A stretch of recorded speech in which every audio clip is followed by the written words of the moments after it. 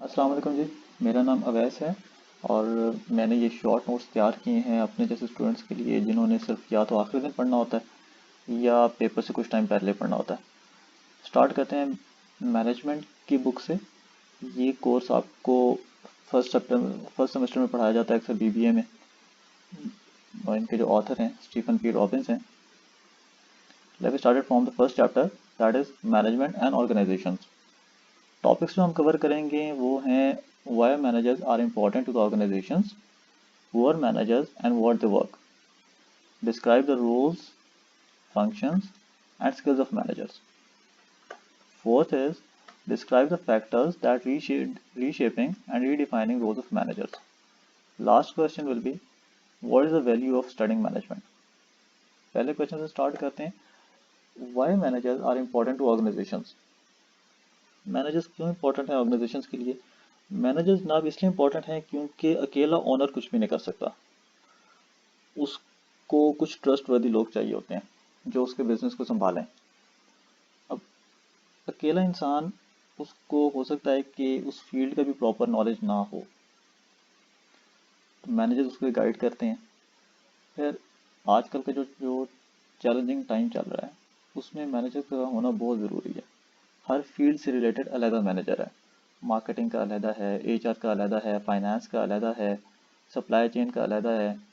Engineering department में सब engineering वाले भी मैनेजमेंट पढ़ रहे हैं, वो भी एमबीए कर रहे हैं। तो managerial roles are very important, क्योंकि उसके बगैर कंपनी नहीं चल नहीं सकती उसके बगैर। एक जो इन्वेस्टर है उसको चीज़ों की समझ नहीं होती अक्सर, जो कि क्योंकि जो मैनेजर्स होते हैं वो बहुत निचले लेवल से उठ के आए होते हैं। समटाइम उनका एक्सपोजर समटाइम बहुत ज़्यादा होता है। वो समटाइम अच्छे डिसीजंस ले सकते हैं, अच्छी गाइडलाइन प्रोवाइड कर सकते हैं। इसलिए second, managers are important to get the things done in the right direction. Second is कि लेट से ओनर ने कंपनी बना ली, अब उसने नीचे अगर 10 लोग हायर कर लिए हैं तो उसको उन 10 लोगों को मैनेज करने के लिए कम से कम एक मैनेजर चाहिए, क्योंकि जो ओनर है वो हर टाइम उनके सर पे तो नहीं बैठ सकता। उसको कहीं जाना पड़ सकता है, उसको कहीं मीटिंग अटेंड करनी पड़ सकती हैं, उसका हो सकता है उसका कोई और बिजनेस भी चल रहा हो। तो जो मैनेजर्स हैं उन्होंने अपने एम्प्लॉयज़ जो उसके जो सब ऑर्डिनेट्स हैं उनको साथ लेके चलना है, और जो काम है उसको राइट डायरेक्शन में लेके चलना है।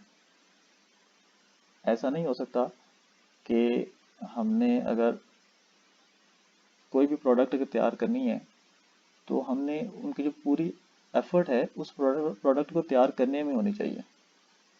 अगर ऐसा नहीं होगा, अगर टाइम वेस्टेज ज़्यादा होगा या अगर हम किसी और इनोवेशन में लग जाएंगे तो वो काम नहीं हो सकता। इसलिए मैनेजर्स आर इम्पॉर्टेंट। मैनेजर्स को ये टास्क दिया जाता है कि वो सुपरविजन करें और अपने जो एम्प्लॉयज़ हैं, जो लोअर स्टाफ है या जो उनके सब ऑर्डिनेट्स हैं, उनसे उनसे राइट डायरेक्शन में काम कराएं।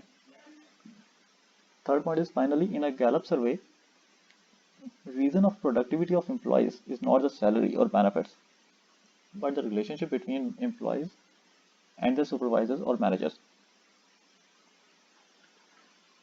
गैलप सर्वे के मुताबिक जी उन्होंने हमें बताया ये है कि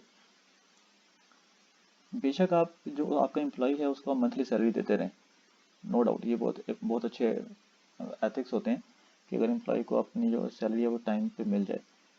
लेकिन अगर आप उसके साथ बिहेव ही अच्छा नहीं करेंगे पूरा महीना, तो वो हो सकता है कि दूसरे महीने छोड़ के चला जाएगा वो।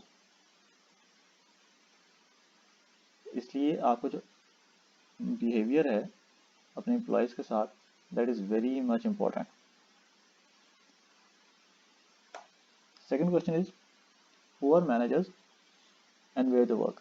अच्छा, ऊपर वाले क्वेश्चन में आप ये भी नोट कर सकते हैं कि अगर आप अपने एम्प्लॉयज़ के साथ अच्छा बिहेवियर रखेंगे तो उनका मोटिवेशन लेवल बहुत अच्छा हो जाता है, वो आपकी बात सुनते हैं, आपको रिस्पेक्ट देते हैं। तो ये चीज़ें भी आप उसमें मेंशन कर सकते हैं। Second question is who are managers and where they work. Managers कौन होते हैं एंड वेयर दे वर्क, वो कहाँ पे काम करते हैं। अब मैनेजर इज द वन, मैं इसको साथ हाईलाइट कर देता हूँ। Manager is the one who cooperates and keep eye on other peoples work to achieve the organisational goals. Manager वो होता है जनाब जो लोग अपने सबऑर्डिनेट्स के साथ कोऑपरेट करता है सबऑर्डिनेट्स के साथ, कलीग्स के साथ, जूनियर्स के साथ, ताकि जो ऑर्गेनाइजेशनल गोल है उसे अचीव किया जा सके। They tell other employees what work to do and how it can be done.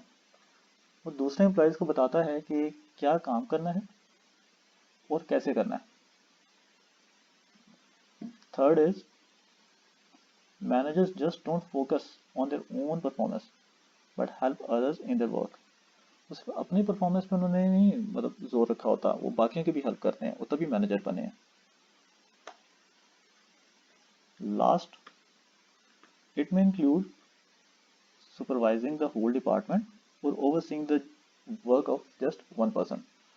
इसमें सब जैसे छोटी कंपनीज हैं उसमें हो सकता है कि फाइनेंस में 2 लोग हों, एक जूनियर होगा और एक मैनेजर होगा। और बड़ी कंपनीज भी होती हैं जिसमें पूरा पूरा डिपार्टमेंट अंदर होता है, उनके अंडर काम कर रहा होता है। नेक्स्ट है जी types of managers. 3 types of managers are there, first time managers, middle managers, top managers. First time managers are those कि जो डायरेक्टली लेबर के साथ अक्सर जो अटैच होते हैं, जिन्होंने उनकी सुपरविजन करनी होती है। मैं इसको हाईलाइट कर देता हूँ। Managers who are helping the non managerial staff in performing their duties और with the people who directly involved with production। Production में वही लोग होते हैं जो एम्प्लॉयज, जो लेबर होती है, जो डायरेक्टली प्रोडक्ट को बस तैयार कर रहे हैं। Next, all the people involve in providing services to customers of organisations. जैसे ये CSR वगैरह हो गए, कस्टमर सर्विसेज के जो लोग हैं उसमें। अब जैसे टेलीकॉम है, टेलीकॉम में जो लोग हैं जिनको CSR कहते हैं, कस्टमर सर्विसेज रिप्रेजेंटेटिव कहते हैं।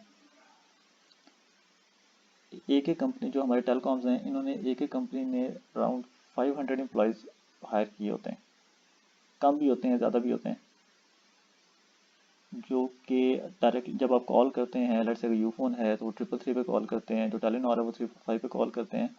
मुझे एग्जैक्ट उनकी वो नहीं पता, लेकिन ये है कि उनके जो ऊपर सुपरवाइजर्स होते हैं, सुपरवाइजर्स से ऊपर फिर टीम लीडर्स आ जाते हैं, टीम लीडर्स से ऊपर आपके मैनेजर्स आ जाते हैं। समटाइम जो है वो डायरेक्ट हायरार्की जो है वो सिर्फ इतनी होती है, CSR होता है, टीम लीडर होता है और ऊपर मैनेजर होता है, इस तरह से।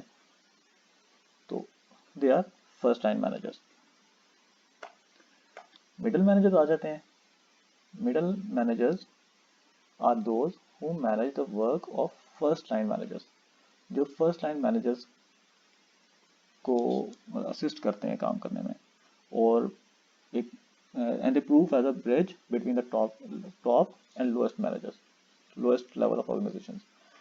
मतलब टॉप मैनेजर्स और जो लोएस्ट मैनेजर्स हैं उनके दरमियान ये एक ब्रिज साबित होते हैं। जो शिकायत होती हैं लोअर मैनेजर्स को, वो मिडिल मैनेजर्स के थ्रू या फर्स्ट टाइम जो मैनेजर्स होते हैं उनके थ्रू ये टॉप मैनेजर तक पहुंचते हैं। ये एरिया मैनेजर्स भी हो सकते हैं, डिविजनल मैनेजर्स भी हो सकते हैं। Third is top managers. Top managers होते हैं वो अक्सर CEOs होते हैं, MDs होते हैं। They are responsible for taking decision, जिन्होंने डिसीजन मेकिंग करनी है कि यार कंपनी के लिए हमने क्या काम करना है, कौन सा प्रोजेक्ट उठाना है, कौन सा कंपनी के फेवर में अच्छा है, किसको हम कर सकते हैं, हमारे पास रिसोर्स है या नहीं है, मतलब इस तरह की चीज़ें जो है। Where do managers work? Managers कहाँ पे काम करते हैं? Obviously managers work in the companies, firms और ऑर्गेनाइजेशंस। ऑर्गेनाइजेशंस के 3 बेसिक फीचर्स हैं। First, it has a purpose, उसका एक पर्पस होता है। पर्पस मतलब किसी भी पर्पस के बगैर तो कोई कंपनी बनती ही नहीं है।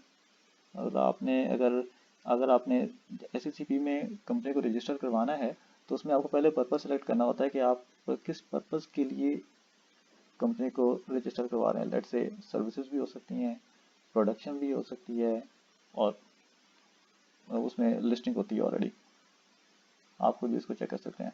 Second, it has employees to work, इसके पास एम्प्लॉयज़ होते हैं जो काम करते हैं। And last, it has a structure to work in, इसका एक प्रॉपर स्ट्रक्चर होता है, इसकी प्रॉपर हायरार्की होती है। ओनर है, फिर मैनेजर्स हैं, फिर एम्प्लॉयज़ हैं, उसके कस्टमर्स हैं, this and that. Third, what do managers do? Managers क्या करते हैं? They manage the work of people to get it done efficiently and effectively.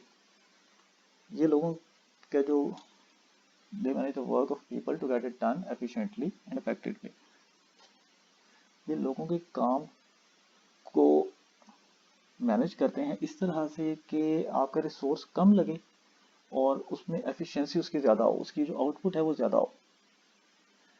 Efficiency की जो डेफिनेशन है वो होती ही ये है कि कम से कम इनपुट के थ्रू आप मैक्सिमम आउटपुट गेन करें। लाइक आपने reducing the wastage of available resources, इसमें मैंने मेंशन किया हुआ है।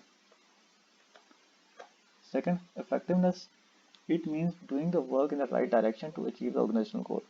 टाइम ज़ाया नहीं होना चाहिए, आपने जो काम करना है उसको काउंटेबल हो कि वाकई हम जो आपका जो हर एक्ट है वो आपको ऑर्गेनाइजेशनल जो पर्पस है उसको फुलफिल करने की तरफ लेके जाए। फिर मैनेजमेंट फंक्शंस आ जाते हैं। They are 4 in number: planning, organising, leading and controlling. Planning में आप प्लान करते हैं, आप अपने गोल्स सेट करते हैं एंड मेकिंग स्ट्रेटजीज कि आप उन गोल्स को कैसे अचीव करेंगे। ऑर्गेनाइजिंग आ जाता है, फिर ड्यूटीज आर असाइंड कि कौन जो है कौन सा एम्प्लॉय क्या काम करेगा, who will do what. Leading आ जाता है, here managers motivate employees to improve their efficiency and coordinate with them to achieve goals। Managers अपने एम्प्लॉयज़ का जो मोराल है उसको हाई करते हैं, उनसे गपशप मारते हैं, उनके मसाइल पूछते हैं, उनका अगर कोई उनको कोई अगर वो कोई इशू फेस कर रहे हैं तो उसको रिजॉल्व करते हैं ताकि उनका जो मोटिवेशन लेवल है वो इंक्रीज़ करें और वो इफ़ेक्टिवली कंपनी के हक में काम कर सकें। कंट्रोलिंग आ जाता है, controlling means to evaluate the ongoing and accomplished task. कितना काम हम कर चुके हैं, वो ठीक हुआ है या नहीं हुआ, क्या वो टाइम पे हमने कंप्लीट कर लिया है या कितना अभी रहता है, ये सब कुछ कंट्रोलिंग में आ जाता है। whether they are performing as per plan or not. These 4 functions lead to goal achievement.